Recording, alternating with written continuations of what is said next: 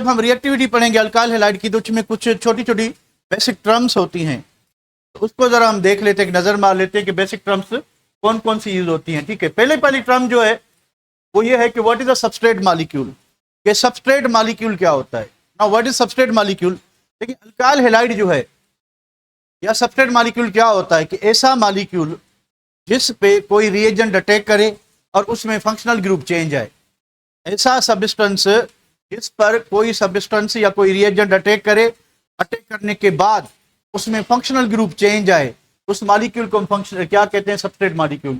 A substance which is being attacked by a reagent and undergoes change in its functional group is called a substrate molecule. तो देखें हमारे पास अगर alkyl halide है, ये देखें हमारे पास अल्काइल हैलाइड है, तो अगर हमारे पास सोडियम हाइड्रोक्साइड रिएजेंट है तो इस पे सोडियम और क्या होगा, ठीक है, तो ये जो हाइड्रोक्साइड आयन है, ठीक है, ये जैसे तो सबस्ट्रेट के बाद दूसरी टर्म है न्यूक्लियोफाइल। न्यूक्लियोफाइल का मतलब है न्यूक्लियस लविंग। न्यूक्लियोफाइल का मतलब है न्यूक्लियस लविंग। तो ऐसा सब्सटेंस जो पेयर ऑफ इलेक्ट्रॉन डोनेट कर सके, ऐसा सब्सटेंस जो पेयर ऑफ इलेक्ट्रॉन दे सके। कौन सा है भाई, अमोनिया है, वाटर है, अल्कोहल है, OH आयन है, साइनाइड आयन है, halide ion, alkoxide ion, amide ion और सल्फाइड आयन। ठीक है, ये सारे इनके पास क्या मौजूद है, एक इलेक्ट्रॉन पेयर दे सकते हैं। तो ऐसा कोई भी substance which can donate pair of electron, अब ये न्यूट्रल भी हो सकता है और ये नेगेटिवली चार्ज भी हो सकता है, पर ये एक चीज जहन में रखनी चाहिए कि negatively charge nucleophile is always stronger than neutral nucleophile. तो अगर आप OH आयन जो कि कहां से मिलता है, वाटर से मिलता है, कहां से, वाटर से मिलता है, ठीक है, या आपके जो है सोडियम हाइड्रोक्साइड से मिलता है, तो इन दोनों में स्ट्रांग कौन होगा, OH।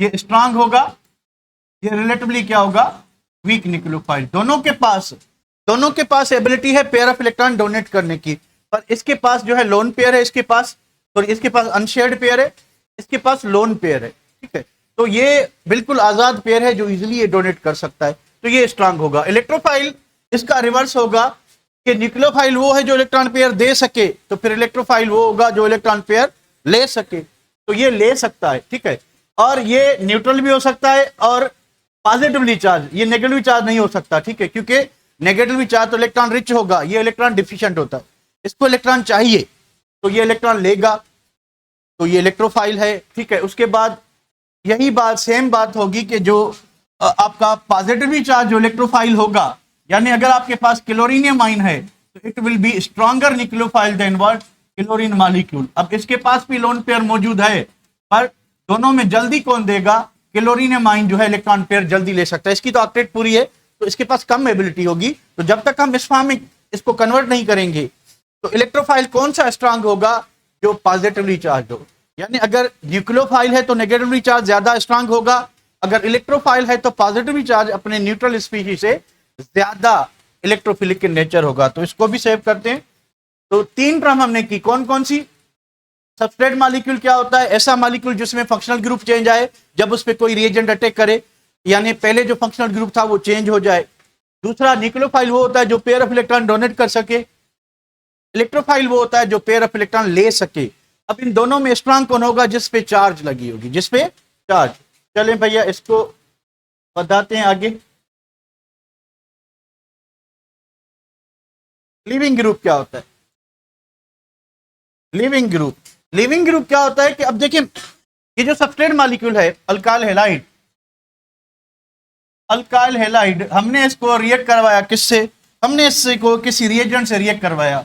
ये हमारे पास ये है सल्फाइड आयन है, ठीक है, तो इस कार्बन पे पॉजिटिव चार्ज है, इस हेलोजन पे नेगेटिव चार्ज, तो ये जैसे ही अपना इलेक्ट्रॉन पेयर इसको देगा तो ये हैलाइड आयन जो है सबस्ट्रेट मॉलिक्यूल से एक आएगा।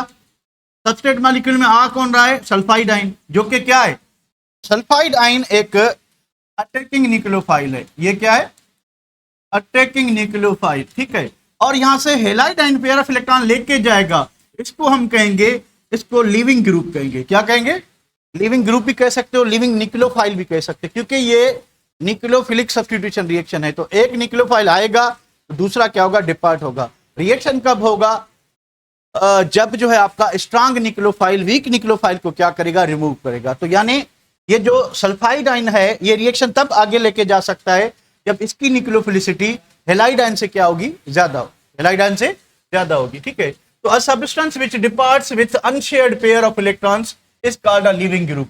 तो यहाँ पे देखें हेलोजन एटम ने एक पेयर शेयर किया हुआ था, अब ये बॉन्ड ब्रेक हो गया, हाइड्रोलाइटिक बॉन्ड फिशन हुई, तो ये पूरा का पूरा pair in the form of unshared pair किसके पास आ गया, लिविंग ग्रुप के पास। इसको आप लिविंग ग्रुप भी कह सकते हो, आप इसको लिविंग न्यूक्लियोफाइल भी कह सकते हो। इसके लिए और टर्म भी यूज होती है, न्यूक्लियोफ्यूज, न्यूक्लियोफ्यूज यानी ये भी लिविंग ग्रुप के लिए टर्म होती है। ठीक है, अच्छा, इट इज आल्सो न्यूक्लियोफाइल।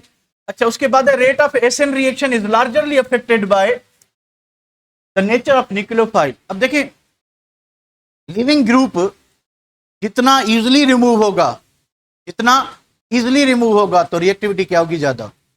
तो एसएन रिएक्शन का फुल फॉर्म है nucleophilic substitution. Nucleophilic, the nucleophilic substitution उतना इजी होगी, उतना फास्ट होगी जितना लिविंग ग्रुप इजिली रिमूव होगा। तो कुछ आम लिविंग ग्रुप लगे हुए हैं। ठीक है, तो लिविंग ग्रुप की जो रिलेटिव एबिलिटी है कि ये, इसको कहते हैं टुसाइलेट आयन। इसकी स्ट्रक्चर थोड़ी मिट्टी है तो मैं दोबारा बना लूं, ये बेंजीन रिंग, बेंजीन रिंग पे यहाँ पे मिथाइल लगा हुआ है और यहाँ पे जो है सल्फोनेट ग्रुप है, इसको कहते हैं टुसाइलेट ग्रुप। ये एक्सीलेंट लिविंग ग्रुप है, यानी अगर किस भी सबस्ट्रेट के साथ ये लगा दें तो ये इजिली क्या हो जाएगा, रिमूव हो जाएगा, और रेट ऑफ रिएक्शन क्या होगा, सबसे ज्यादा होगा। ठीक है, चले उसके बाद क्या, किसका नाम है, वेरी गुड। वेरी गुड में आयोडाइड आयन और वाटर, आयोडाइड आयन और वाटर। अब वाटर कैसे होगा, वाटर इस तरह से होगा कि यहाँ पे OH लगा होगा कंपाउंड के पास, अब हमने एसिड कैटालिस्ट यूज किया तो वो हाइड्रोजन इधर लग जाएगा, ऑक्सीजन आयन बनेगा, तो वाटर इजिली क्या हो जाएगा, रिमूव हो जाएगा, क्योंकि ऑक्सीजन पे क्या लगेगी, पॉजिटिव चार्ज, तो ऑक्सीजन इजिली रिमूव हो जाएगा। उसके बाद ब्रोमाइड आयन है, क्लोराइड आयन है, उसके बाद ये जो है वेरी पुअर है, बहुत गरीब है, OH ग्रुप बिल्कुल निकलने की कोशिश नहीं करेगा, खाली OH in the form of water easily remove हो जाएगा, बट OH रिमूव नहीं हो सकेगा। ठीक है, NH2 और अल्को ऑक्साइड आयन ये पुअर लिविंग ग्रुप हैं, ये इतना जल्दी कंपाउंड से डिपार्ट नहीं होंगे। तो हमने देखा था कि अल्को ऑक्साइड आयन हेलाइड आयन को रिप्लेस कर सकता है, हेलाइड आयन को रिप्लेस कर सकता है, पर halide ion alkoxide ion को रिप्लेस नहीं कर सकता। क्यों, न्यूक्लियोफिलिसिटी किसकी ज्यादा है, अल्को ऑक्साइड आयन, हेलाइड आयन उसकी कंपेरिजन में क्या है, वीक है। तो अगर आपको हेलाइड की कंपेरिजन करनी है तो आप देखें नीचे आ रही है, तो सबसे गुड लिविंग ग्रुप कौन है, आयोडाइड है, सबसे गुड लिविंग ग्रुप कौन है। तो सिंपली आप कह सकते हो कि रिएक्टिविटी अगर हम कंपेयर करें तो अल्काइल आयोडाइड्स जो हैं वो मोस्ट रिएक्टिव अल्काइल हैलाइड होंगे, और अल्काइल फ्लोराइड क्या होंगे, मोस्ट स्टेबल होंगे, मोस्ट स्टेबल। तो ये रिएक्टिविटी आगे चल के हम दोबारा करते हैं। तो what is the leaving group, कि ऐसा सब्सटेंस जो इलेक्ट्रोलाइटिक बॉन्ड फिशन के थ्रू पूरा pair of electron in the form of unshared pair लेके जाए, तो उसको हम क्या कहते हैं, लिविंग ग्रुप कहते हैं। और रेट जो है, रेट ऑफ रिएक्शन लार्जरली डिपेंड करता है किस चीज पे, नेचर ऑफ लिविंग ग्रुप पे। जितना अच्छा लिविंग ग्रुप होगा उतना, यानी आप एसएन रिएक्शन की अगर प्रेडिक्शन करें तो रेट ऑफ एसएन रिएक्शन इस तरह से ऊपर जाएंगे तो बढ़ता जाएगा, नीचे आएंगे तो क्या होता जाएगा, कम होता जाएगा, क्योंकि आप एक्सीलेंट से पुअर लिविंग ग्रुप की तरफ जा रहे हो, और नीचे से अगर ऊपर जाते हैं तो वेरी पुअर से आप एक्सीलेंट की तरफ जा रहे हैं। तो ये थोड़ा रिएक्टिविटी ऑर्डर दिया हुआ है।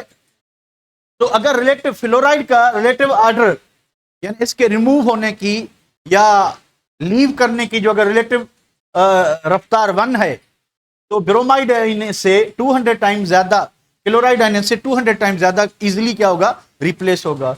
Iodide, bromide ion 10,000 times and iodide ion 30,000 times, यानी iodide ion with respect to fluoride, यानी अल्काइल फ्लोराइड जो है वो 30,000 टाइम्स लेस रिएक्टिव होगा, किसके मुकाबले में, अल्काइल आयोडाइड के, अल्काइल आयोडाइड के मुकाबले में। और ये जो है इनका जो रिलेटिव ऑर्डर है यानी कि लेस देन 1 है, लेस देन, यानी फ्लोराइड भी इनसे अच्छा लिविंग ग्रुप है, ये उससे भी बुरे हैं, ये उससे भी बुरे हैं। तो वंस ये अगर कंपाउंड में हेलाइड आयन की जगह लग जाए तो रिएक्शन फॉरवर्ड में जाएगा या बैकवर्ड में जाएगा, रिएक्शन खाली कहां जाएगा, फॉरवर्ड में जाएगा, क्योंकि ये पुअर लिविंग ग्रुप है, ये गुड लिविंग ग्रुप है, ये क्या है, गुड लिविंग ग्रुप। तो रेट ऑफ रिएक्शन किसका ज्यादा होगा, अल्काइल हैलाइड का, और इनका क्या होगा, कम होगा, कम होगा रेट। तो क्या होंगे, ये स्टेबल ज्यादा होंगे या रिएक्टिव ज्यादा होंगे, स्टेबल ज्यादा होंगे। इसमें कोई क्वेश्चन बेटा, एक मरतबा पढ़ लें, एक मरतबा पढ़ लें उसके बाद देखें।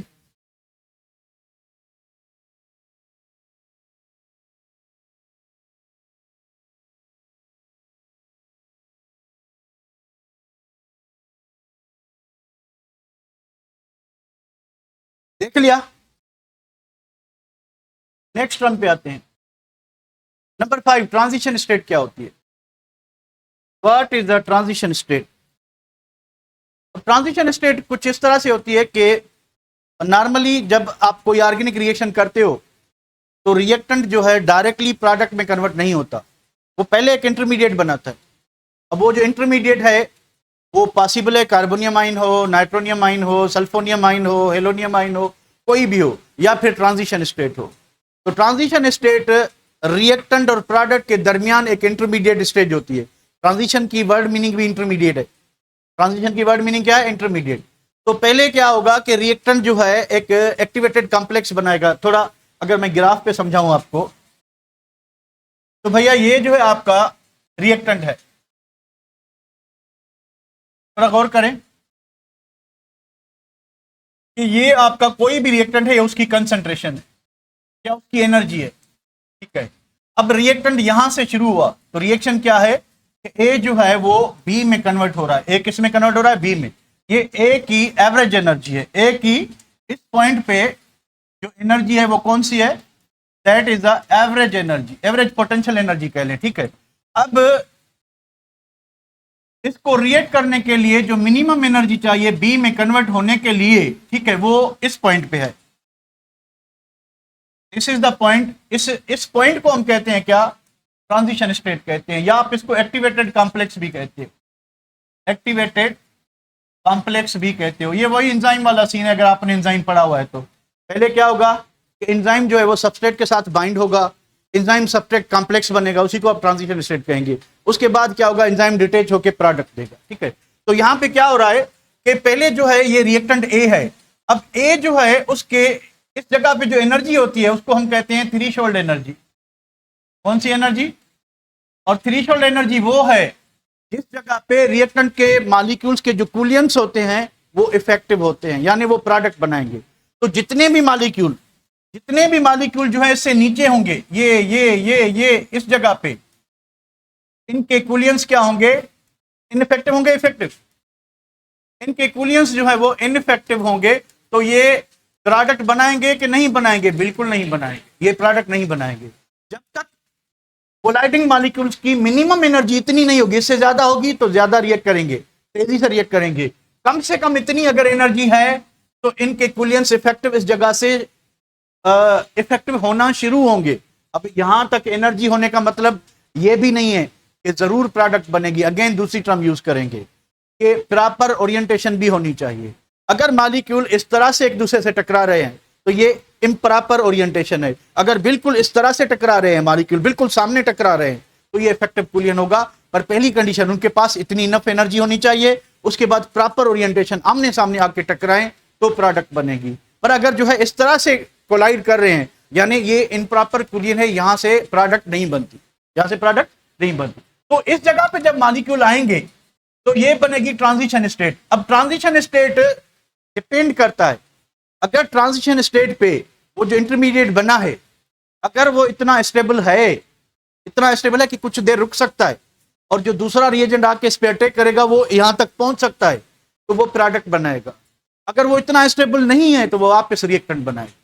तो रिएक्शन को फॉरवर्ड डायरेक्शन में जाने के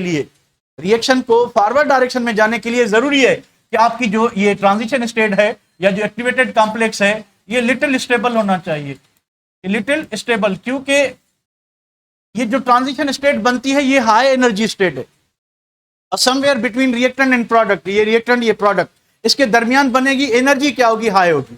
तो इसकी स्टेबिलिटी बहुत कम होती है, पर कंपैरेटिवली ये अगर थोड़ा सा भी स्टेबल होगा तो दूसरा रिएक्टेंट आके इसे इफेक्टिवली कोलाइड करेगा और प्रोडक्ट बनेगी। पर अगर ये बहुत ही कम स्टेबल है तो प्रोडक्ट बनाने से पहले ये रिएक्टेंट में वापस कन्वर्ट हो जाए। तो प्रोडक्ट बनाने के लिए जरूरी है कि आपका इंटरमीडिएट स्लाइटली स्टेबल होना चाहिए। कल आप लोग पूछ रहे थे ना कि वो टर्शरी जो अल्कोहल है वो ज्यादा रिएक्ट क्यों करेगा? क्योंकि उसकी ट्रांजिशन स्टेट पे टर्शरी कार्बोनियम आयन बनता है। टर्शरी कार्बोनियम आयन ज्यादा स्टेबल होता है, इसलिए वो प्रोडक्ट साइड जाएगा, और जो प्राइमरी कार्बोनियम आयन है वो कम स्टेबल होता है, तो वो ज्यादातर कहां जाएगा? रिएक्टेंट की साइड जाएगा। ठीक है बेटा। तो क्या चीज है transition state? Higher energy state along the reaction coordinate between reactant and product. For every step mechanism is called, जितने भी स्टेप होंगे हर स्टेप की एक अपनी ट्रांजिशन स्टेट होगी, क्योंकि हर स्टेप के लिए एक पर्टिकुलर एनर्जी चाहिए रिएक्शन को प्रोसीड करने के लिए. That energy is called activation energy. That energy is called activation. तो मुझे बताएं एक्टिवेशन एनर्जी कहाँ है इसमें, हमने तो यूज नहीं किया. तो ये जो एवरेज एनर्जी है और ये जो आपकी ट्रांजिशन एनर्जी है, इसका जो डिफरेंस होगा इसको हम कहेंगे क्या, एक्टिवेशन एनर्जी. अब ये एक्टिवेशन एनर्जी एक पहाड़ होता है, वो रिएक्टेंट ने चढ़ना होता है. तो जितना ये पहाड़ छोटा होगा उतना रिएक्टेंट इजीली जो है ट्रांजिशन स्टेट पे पहुंच जाएगा. जितना पहाड़ बड़ा होगा तो रिएक्टेंट को ज्यादा टाइम लगेगा पहाड़ चढ़ने पे. तो जितनी एक्टिवेशन एनर्जी ज्यादा होगी तो ये हिल जो है वो ज्यादा होगा, और जब ये हिल ज्यादा होगा तो रेट क्या होगा, स्लो. तो एक्टिवेशन एनर्जी कम तो रेट ज्यादा होगा, एक्टिवेशन एनर्जी ज्यादा तो रेट क्या होगा, स्लो होगा. ठीक है. तो activation energy rate of reaction के इनवर्सली प्रोपोर्शनल है. तो दूसरी बात क्या है कि कंसंट्रेटेड रिएक्शन क्या होता है, ऐसा रिएक्शन जिसमें बॉन्ड ब्रेकिंग और बॉन्ड फॉर्मेशन एक ही स्टेप में, यानी जो भी सिंगल स्टेप रिएक्शन होते हैं जिसमें बॉन्ड ब्रेकिंग और बॉन्ड फॉर्मेशन एक ही स्टेप में हो, तो उसको हम कंसंट्रेटेड रिएक्शन कहते हैं. तो हम पढ़ेंगे कि न्यूक्लियोफिलिक सब्स्टिट्यूशन रिएक्शन दो किस्म के होते हैं, एक SN1 और एक SN2. जो SN2 होता है वो एक ही स्टेप में होता है और जो SN1 होता है वो दो स्टेप में होता है. ठीक है. तो SN2 रिएक्शन जो है वो कौन सा रिएक्शन है, कंसंट्रेटेड रिएक्शन. तो डेफिनेशन क्या है, a reaction in which all bond changes, new bonds are formed, old bonds are broken, occurs in a single step. एक ही स्टेप में बॉन्ड बन भी रहे हो और बॉन्ड ब्रेक भी हो रहे हो, इसको हम कंसंट्रेटेड रिएक्शन कहेंगे. और the seventh term is what, reaction intermediate. अब ये क्या होता है, the reaction intermediates are the short living species produced from the reactants in multi step reactions and consume in the next step. क्या होता है कि हमने, अगर आपको याद हो, बेंजीन के मैकेनिज्म में पहला स्टेप क्या था, पहला स्टेप इलेक्ट्रोफाइल बनता है. ठीक है. कौन बना के देता है, कैटलिस्ट. वो फिर क्या होता है, जो उसमें एक इलेक्ट्रोफाइल जो है वो आपका रिएक्शन इंटरमीडिएट है, वो इंटरमीडिएट अगले स्टेप में जाके क्या हो जाता है, कंज्यूम हो जाता है. हर स्टेप का एक रिएक्शन इंटरमीडिएट बनता है, वो इन द फॉर्म ऑफ आपका कोई पॉजिटिव आइन हो सकता है, कोई नेगेटिव आइन हो सकता है, या कोई ट्रांजिशन स्टेट हो सकती है. पर अगले स्टेप में जाने से पहले वो क्या हो जाएगा, कंज्यूम. वो क्या हो जाएगा, कंज्यूम. इस वजह से जब आप पूरी केमिकल इक्वेशन लिखते हो उसमें कहीं पे भी आपको रिएक्शन इंटरमीडिएट दिखाई नहीं देते, क्योंकि वो कंज्यूम हो जाते हैं. So reaction intermediates are short living species. Short living का मतलब क्या हुआ कि हाईली स्टेबल होते हैं, हाईली रिएक्टिव होते हैं. ये हाईली रिएक्टिव होते हैं. They are highly unstable, hence can not be isolated. कि ये इतने ज्यादा रिएक्टिव होते हैं कि आप ये इतनी ज्यादा कंसंट्रेशन में नहीं मिलेंगे कि हम इनको आइसोलेट कर सके रिएक्शन मिक्सचर से. ये जल्दी में या तो प्रोडक्ट बनाएंगे या फिर वापस रिएक्टेंट बनाएंगे. तो for a time being, for a range of micro second ये प्रोड्यूस होंगे. अगर दूसरा रिएक्टेंट आके इनसे कोलाइड कर लेता है तो ये प्रोडक्ट बना लेंगे, अगर वो नहीं कर पाता तो ये वापस रिएक्टेंट की तरफ चले जाएंगे. तो दो चीजें हैं. अब जितना आपका इंटरमीडिएट ज्यादा स्टेबल होगा वो प्रोडक्ट बनाएगा, जितना अनस्टेबल होगा वो वापस रिएक्टेंट बनाएगा. ठीक है. ये चीजें हमें रखें. They are shown only in the reaction mechanism but absent in overall reaction. तो जब भी आप कोई रिएक्शन करेंगे तो हर स्टेप में आपको एक इंटरमीडिएट मिलेगा, पर ओवरऑल रिएक्शन में वो दिखाई नहीं देगा, क्योंकि वो अगले ही स्टेप में क्या हो जाता है, कंज्यूम हो जाता है. ठीक है बेटा, सही कहा आपने पालकी. चलें बेटा, इसको भी सेव करते हैं. मेरे ख्याल में नहीं और कोई नहीं होगा, पर फिर भी देखते हैं. कार्बोकेटाइंस क्या होते हैं. What are कार्बोकेटाइंस के group of atoms having positive charge carbon atoms. तो ऐसा ग्रुप ऑफ एटम जिसपे पॉजिटिव चार्ज हो. तो हमने क्या देखा था, हमने देखा था कि अगर हमारे पास मिथाइल क्लोराइड है और हम लेविस एसिड कैटलिस्ट यूज करते हैं तो हमें क्या मिलता है, कार्बोनियम आयन मिलता है. प्लस ये मिला था, अगर आपको याद हो तो, है बेंजीन में अल्काइलेशन है. क्या है, अल्काइलेशन. तो ये कार्बोनियम आयन है, ग्रुप ऑफ एटम्स है, कार्बन पे पॉजिटिव चार्ज है, इसको हम क्या कहेंगे, कार्बोनियम आयन. ठीक है. तो डेफिनेशन ये है कि the group of atoms having positively charge carbon atom is called carbocation और कार्बोनियम आयन. दे में बी कार्बोनियम आयन और कार्बोनियम आयन, ये अपनी रेंज से ऊपर है. चलें फिर भी मैं आपको समझा देता हूं कि अगर इस पे 3 ग्रुप लगे हुए हैं, अगर इस पे 3 ग्रुप लगे हुए हैं तो इसको आप कार्बोनियम आयन कहेंगे. अगर इस पे 5 ग्रुप लगे हुए हैं तो ट्रांजिशन स्टेट में आप देखेंगे कि कार्बन पेंटावेलेंट हो जाता है. ठीक है. उसकी वैलेंसी 5 दिख रही होती है, तो उसको आप कार्बोनियम आयन कहेंगे, depending upon the coordination number of carbon. The stability of carbon carbocation depend upon two factor, inductive effect और हाइपर कॉन्जुगेशन। ठीक है, ये क्या है मैं आपको बताता हूँ। Generally tertiary carbocations are more than secondary, secondary are more than ये। तो इस चीज को डिस्कस करते हैं, स्टेबिलिटी ऑफ कार्बोनियम आयन। तो जो टर्शियरी कार्बोनियम आयन है, टर्शियरी कार्बोनियम आयन में क्या होगा कि यहां पे 3 अल्काइल ग्रुप लगे हुए हैं। ये देखें, ये आपका टर्शियरी कार्बोनियम आयन, गौर से देखें, आपको टर्शियरी लग रहा है? लग रहा है? भाई कह रहा है कि ये मोर स्टेबल होगा किससे? सेकेंडरी से। सेकेंडरी में क्या होगा? CH3 हाइड्रोजन और CH3। तो ये आपका सेकेंडरी, ये ज्यादा स्टेबल होगा किससे? प्राइमरी से। प्राइमरी में क्या होगा कि 2 हाइड्रोजन 1 मिथाइल लगा होगा, और ये ज्यादा स्टेबल होगा किससे? हाइड्रोजन से। यानी सिंपल जो है कार्बन जो है वो आपका उसके पास। अब इसका सीक्वेंस क्या है? 2 फैक्टर लिखे हुए हैं। इसकी स्टेबिलिटी जो है, स्टेबिलिटी ऑफ कार्बोनियम आयन किस चीज पे डिपेंड कर रही है कि 2 फैक्टर हैं। One is inductive effect, short form में मैं लिखता हूं आई इफेक्ट, ठीक है, और नंबर 2 जो है आपका वो है हाइपर कॉन्जुगेशन। हाइपर कॉन्जुगेशन दोनों को 1 बाय 1 जो है करते हैं। ठीक है, हमने पढ़ा था कहीं पे, अगर आपको याद हो, अल्काइंस में पढ़ा था कि sp hybridised carbon is more electronegative than sp2 and sp2 is more than sp3। ये पढ़ा था, आपको याद शायद हो। ठीक है, तो ये कार्बन जो है जिसपे पॉजिटिव चार्ज है, जो कार्बोनियम आयन होता है, ये कार्बन sp2 है। बाकी सारे क्या है? sp3 और sp3। इतना आप समझ सकते हो कि ये कार्बन इनसे ज्यादा इलेक्ट्रोनेगेटिव, यानी क्योंकि इसके पास न्यूक्लियर चार्ज ज्यादा है, इसने इलेक्ट्रॉन लूज किया है, तो इसके न्यूक्लियस में एक एक्स्ट्रा प्रोटॉन है, तो इसकी न्यूक्लियर चार्ज ज्यादा है, तो इसको इलेक्ट्रॉन खींचने का पावर क्या होगा? ज्यादा होगा। ठीक है, किससे? इन 3 कार्बन से। अब क्या होगा कि what is inductive effect? Dispersion of electron from less electronegative element to more electronegative element. तो अब मुझे बताएं कि लेस इलेक्ट्रोनेगेटिव कौन है? आपका ये sp3 वाले कार्बन, और मोर कौन है? sp2 वाला।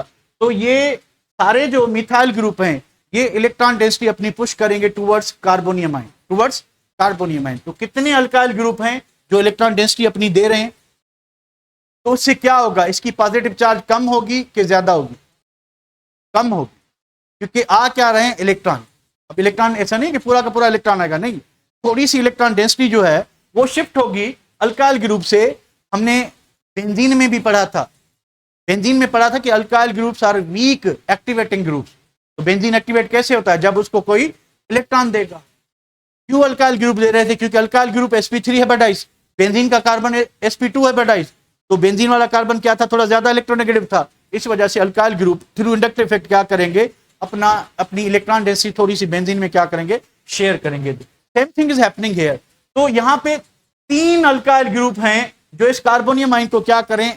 स्टेबलाइज कर रहे हैं। कैसे स्टेबलाइज कर रहे हैं? ये अपनी इलेक्ट्रॉन डेंसिटी कार्बन को दे रहे हैं। उससे क्या होगा कि कार्बन की जो पॉजिटिव चार्ज है वो कंप्लीट से थोड़ी कम हो जाएगी। और अगर कोई आपके पास इलेक्ट्रोफाइल है, तो जितनी ऐसा कोई भी फैक्टर जो उसकी पॉजिटिव चार्ज को कम करेगा वो उसको स्टेबलाइज करेगा, जो उसकी पॉजिटिव चार्ज को बढ़ाएगा वो उसको मोर रिएक्टिव बनाएगा, क्योंकि उसकी इलेक्ट्रोफिलिसिटी बढ़ा रहा है। अब ये ग्रुप क्या करें? इसकी इलेक्ट्रोफिलिसिटी को कम कर रहे हैं। तो टर्शियरी कार्बोनियम आयन जो है वो ज्यादा स्टेबल होगा due to inductive effect. Due to what? And what is inductive effect? The dispersion of electrons from less electronegative element to more, या electron donating group to electron accepting group जो है electron disperse हो। ठीक है, तो और inductive effect क्या होता है? मान लें कि आपके पास जो है ये R है, ठीक है, ये CH2 CH2 CH2, और यहां पे अगर फ्लोरीन लगा हुआ है, ठीक है, तो इंडक्टिव इफेक्ट के थ्रू इस पे कौन सी चार्ज होगी? Partial negative. इस पे क्या होगी? Partial positive. इस पे डबल पार्शियल पॉजिटिव, इस पे ट्रिपल पार्शियल, इस पे कह रहा कि 0। तो जैसे जैसे डिस्टेंस बढ़ता जाएगा तो आई इफेक्ट क्या होता जाएगा? कम होता जाएगा। तो ये पार्शियल मींस नॉट कंप्लीट, थोड़ी सी चार्ज है। इस पे डबल पार्शियल यानी और हाफ हो गई। इस पे ट्रिपल पार्शल और कम हो गई। तो ये जो डिस्पर्सन है इलेक्ट्रॉन की, ये सबसे ज्यादा जो इफेक्ट होगा वो इस पे होगा, सेकंड नंबर पे किस पे होगा, इस पे, और थर्ड नंबर पे ज्यादा कम से कम इफेक्ट किस पे होगा, कम से कम इफेक्ट होगा थर्ड कार्बन पे। तो जैसे जैसे लेंथ बढ़ती जाएगी चेन की, आई इफेक्ट क्या होता जाएगा, कम होता है। आई इफेक्ट इस पे देखिए, तीनों कार्बन डायरेक्टली बांधे हैं, तीनों कार्बन डायरेक्टली, तो यहाँ पे आई इफेक्ट क्या होगा, ज्यादा होगा। तो तीन ग्रुप्स हैं जो अपनी इलेक्ट्रॉन डेंसिटी किसको दे रहे हैं, कार्बोनियम आयन को। तो इसको क्या करेंगे, इसकी पॉजिटिव चार्ज का मैग्नीट्यूड कम करेंगे और इसको क्या करेंगे, स्टेबलाइज करेंगे। क्या करेंगे, स्टेबलाइज। तो ऐसा कोई भी रिएक्शन जिसमें टर्शियरी कार्बोनियम आयन बनता है, जिसमें प्राइमरी कार्बोनियम आयन बनता है, तो ज्यादा फेवरेबल प्रोडक्ट बनने के चांसेस कहां पे होंगे, टर्शियरी कार्बन। जितना रिएक्शन इंटरमीडिएट, समझ लें, जितना रिएक्शन इंटरमीडिएट ज्यादा स्टेबल होगा ट्रांजिशन स्टेट पे, उसके प्रोडक्ट बनाने के चांसेस ज्यादा होते हैं। जितना कम होगा, अब देखिए ट्रांजिशन स्टेट पे रिएक्टेंट जो है वो एक्टिवेट हो चुका है, यानी वो प्रोडक्ट बनाने के लिए राजी है। अब किस चीज का इंतजार होगा, अब होगा प्रॉपर ओरिएंटेशन ऑफ कोलियन का, कि दूसरा मॉलिक्यूल आके उसको टकराए। अब जब तक वो आ ही नहीं रहा, इतना टाइम तो हो ना उसके पास, उससे अगर कम टाइम है तो वापस रिएक्टेंट पर की साइड चला जाएगा, क्योंकि वो हाईली रिएक्टिव होता है।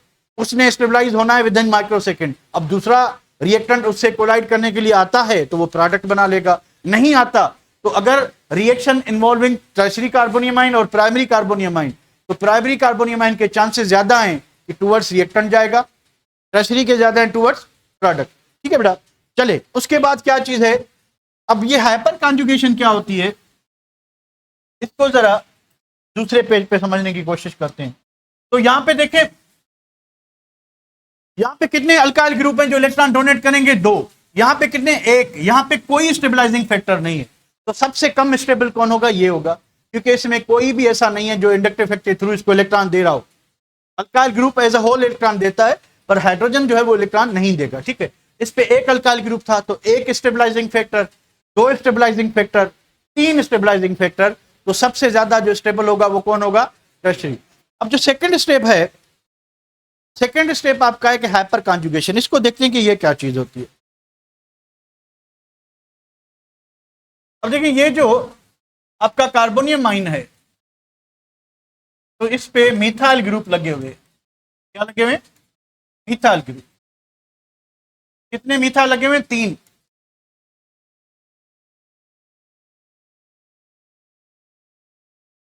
ये तीन मिथाइल। अब होगा क्या, इसको जो है हाइपर कॉन्जुगेशन में क्या होता है,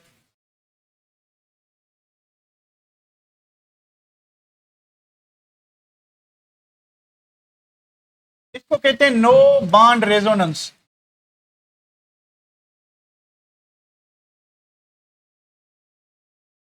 अब होगा क्या कि ये जो इलेक्ट्रॉन है किसके साथ, जो कार्बन ने किसके साथ शेयर किया होता है, हाइड्रोजन के साथ, ये जो है यहां से खत्म हो जाएगा, ये यहां से खत्म हो जाएगा, ये यहां बन जाएगा। ठीक है, तो इसकी पॉजिटिव चार्ज क्या हो जाएगी, या खत्म हो जाएगी या कहें कि कंपनसेट हो जाएगी। ठीक है, तो जो इलेक्ट्रॉन पेयर इसने हाइड्रोजन के साथ शेयर किया था, वो अब वो जो आपकी ये जो ऑर्बिटल है वो किसके साथ शेयर करेगा, इसकी इसकी जो पीजेड अनहेपेटाइज ऑर्बिटल है, क्योंकि ये इसके पास sp2 हेपेटाइज है, तो इसकी ऑर्बिटल जो है इसकी सिग्मा ऑर्बिटल के साथ क्या करेगी, ओवरलैप करेगी। और ये बांड जो है हाइड्रोजन ऐसे ही पड़ा होगा विदाउट बांड, इसको नो बांड रेजोनेंस कहते हैं। अब जितनी ऐसी पोजीशन ज्यादा बनेंगी, इसमें देखें कितने ऐसे बांड हैं जो हाइपर कॉन्जुगेशन में पार्टिसिपेट करके इस कार्बोनियम आयन को स्टेबलाइज कर सकते हैं, 9 हैं। कितने, 9। तो इसमें 9 पॉसिबिलिटीज हैं, हाइपर कॉन्जुगेशन के थ्रू आपका कार्बोनियम आयन क्या होगा, स्टेबलाइज होगा। तो थोड़ा अगर हम सेकेंडरी पे आए, सेकेंडरी पे कितने हैं, 6। 3 इसके पास, 3 इसके पास। अगर प्राइमरी पे आए तो कितने हैं, 3 हैं सिर्फ। ठीक है, और इस पे आए मिथाइल पे तो कोई नहीं है। तो इसी तरह से जितनी पॉसिबिलिटी ज्यादा होंगी इसको स्टेबलाइज करने की, तो उतना आपका कार्बोनियम आयन ज्यादा होगा। तो दो फैक्टर है, one is the I effect और inductive effect, other is the hyperconjugation. ठीक है, आगे चलते हैं।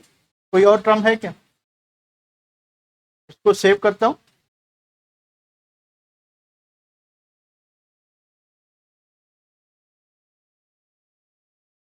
चलें, ये कुछ पिक्चर से समझ लें आप। ये देखिए कि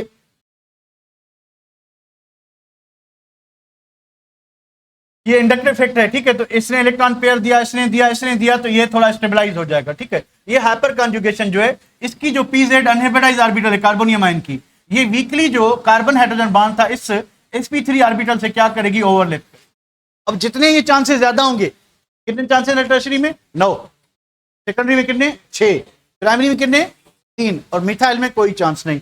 तो जितने ये ज्यादा होंगे, ठीक है, तो उतना स्टेबिलिटी क्या होगी, ज्यादा होगी। यही चीज हमने पढ़ी थी, इसको भी रहने दे। और आगे क्या है, रिएक्टिविटी ऑफ अल्काइल एलाइड, हम कल करेंगे, ठीक है बेटा। कल देखेंगे कि अल्काइल की रिएक्टिविटी क्या होता है। आसनिया में भेज देता हूँ।